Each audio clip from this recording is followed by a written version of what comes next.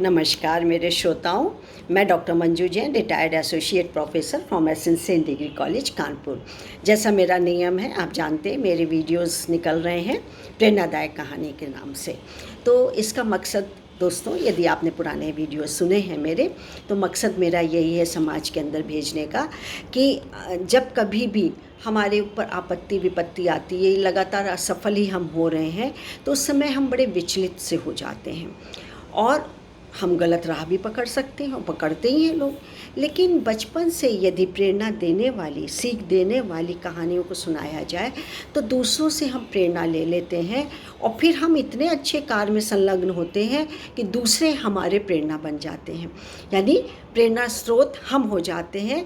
लोग, फॉलोअर्स, कितने लोग ऐसे होते हैं जो अब हमारी बातों को अपनाते हैं। तो घबराइए नहीं, परेशान मत होइए। खासकर युवा वर्ग के लिए मैं कहती हूँ, जो कि आज नैतिक मूल्यों से या संस्कार से थोड़े से विचलित हो गए हैं, खासकर उनके लिए, और गलत राह भी पकड़ लेते हैं, चिंतित रहते हैं, गुस्सा आता है, चिड़चिड़े हो जाते हैं। तो यदि ये बचपन से आपके जहन में डाल दिया जाए कि हमारी ये प्रेरणा देने वाली कहानी या इंस्पायर करने वाली कहानी तो हमको एक नई दिशा ज़रूर दिखाएंगी। तो आज भी मैंने आपके लिए एक टाइटल निकाल के रखा हुआ है अपने पिटारे में से। उसका टाइटल का नाम है सुखों की परछाई। तो एक बार की बात है कि एक राज्य में राजा रानी और सैनिक और प्रजा थी ही उनकी।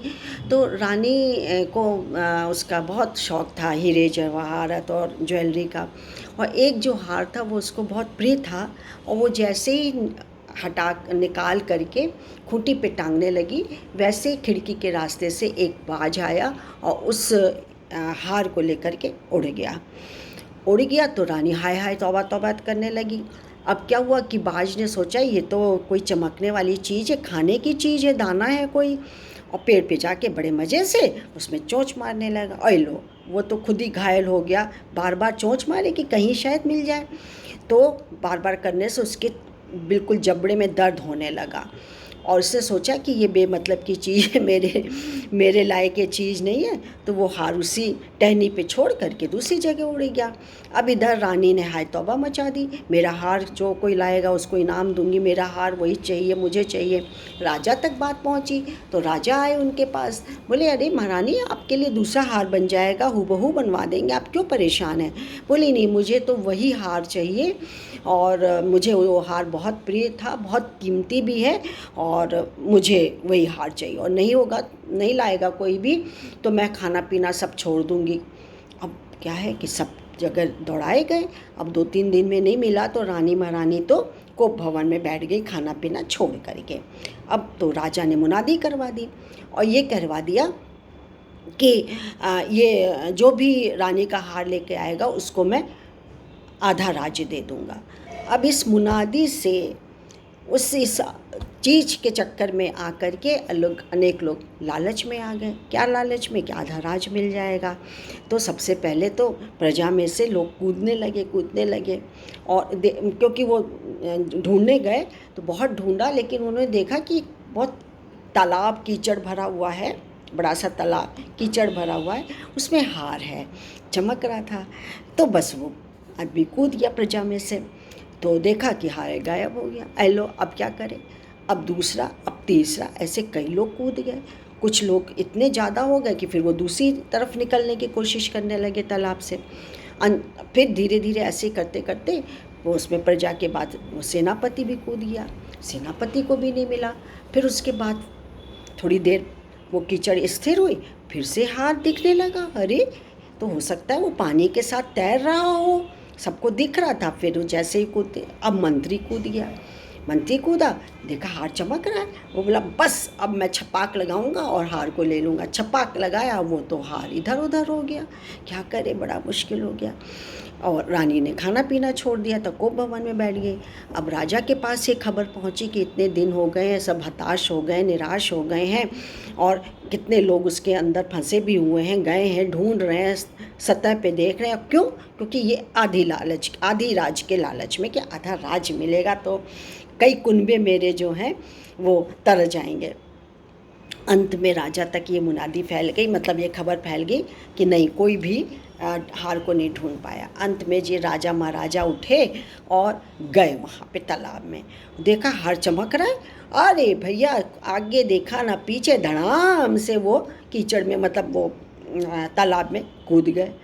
हार महाराज तो हार है, पता नहीं क्यों जिद किए हुए बैठे हुए थे, काहे को एटीट्यूड दिखा रहे थे, वो तो फिर से गायब हो गया। अब वहाँ पे सेनापति भी, कई के प्रजा के लोग भी थे, सैनिक भी थे, मंत्री भी थे, स्वयं राजा। वहीं से एक संत महाराज गुजर रहे थे, तो उन्होंने देखा, बड़ी हास्यास्पद स्थिति उनको लगी। तो उन्होंने ये कहा कि अरे भाई क्या बात है, ये क्या यहाँ पे कोई परंपरा है क्या कि सारे लोग जो कि कीचड़ में या तालाब में जाएंगे वो एक साथ नहाएंगे, धोएंगे, सफाई करेंगे, या कीचड़ में थोड़ा थोड़ा कीचड़ भी था वहाँ पे, तो आप क्या ये ऐसा क्यों कर रहे हैं? बोले नहीं, परंपरा नहीं है। और राजा ने पूरी बात बता दी उनको। तो ठाका मार के संत जी हंसे, बोले अरे ये क्या है, क्यों आप हंस रहे हैं? हम सब मुसीबत में हैं, वहाँ मेरी रानी जो कि है खाना पीना अनशन लिए हुए बैठी हुई है, आपको हंसी सूझ रही, दिल लगी सूझ रही है। बोले ऊपर देखिए ज़रा। ऊपर देखा, हार लटका होता है। एक्चुअली में वो हार की परछाई थी।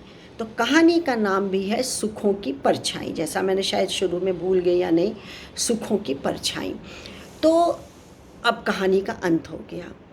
हुआ क्या कि उसकी परछाई जो ऊपर से नीचे गिर रही थी, वो तालाब में सूर्य की रोशनी की वजह से चमचमा रही थी। लोग सोच रहे थे, अब जब हिल रहा था पानी, कूद रहे थे लोग उसको ढूंढने के लिए, तो इधर उधर गायब हो जाए। लोगों ने सोचा और नीचे गहरा है, या उधर चला गया, लेकिन नहीं। तो कहानी तो समाप्त हो गई। लेकिन अब क्या है कि आप ये देखिए कि हम सब भी उस राज के लोगों की तरह बर्ताव करते हैं, व्यवहार करते हैं।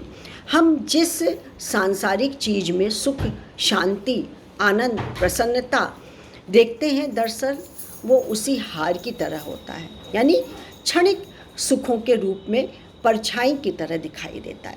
कोई भी चीज़ हम लेते हैं, भौतिक सुख सुविधा लेते हैं, तो थोड़े दिन तो हमको आरामदायक लगता है, सब कुछ अच्छा लगता है, लेकिन वही थोड़े दिनों बाद वो जी का जंजाल लगने लगता है। ठीक है, समय के साथ, परिवर्तन के साथ चीज़ों का हमको लेना होता है, पर हम अतिशयोक्ति कर लेते हैं। मिक्सी है, हम इस कंपनी की भी ले लें, उस कंपनी की ले लें, ये भी ले लें, जूसर भी ले लें, ग्राइंडर भी ले लें, सब कुछ ले लें। अब जमा हो जाता है, कहाँ रखें, क्या करें? इसी तरह पंखा एक तरीके का है, पंखा से काम नहीं चला, कूलर लगा लिया, कूलर से काम नहीं चला, एसी एक नहीं, दो नहीं, तीन, सब कमरों में लगा लिया, कभी ख़राब हो जाता है, लाइट चली जाती है, अब उसके पीछे भागो। माने क्षणिक सुख ही देता है, परमानेंट नहीं होता। और हम भ्रम में रहते हैं कि कोई भी अमुक चीज़, कोई भी चीज़ है वो मिल जाए तो जीवन हमारा बदल जाएगा, सुखमय हो जाएगा, सब कुछ अच्छा हो जाएगा। लेकिन यह सिलसिला अंतहीन चलता रहता है, ये भी ले आए, वो भी ले आए।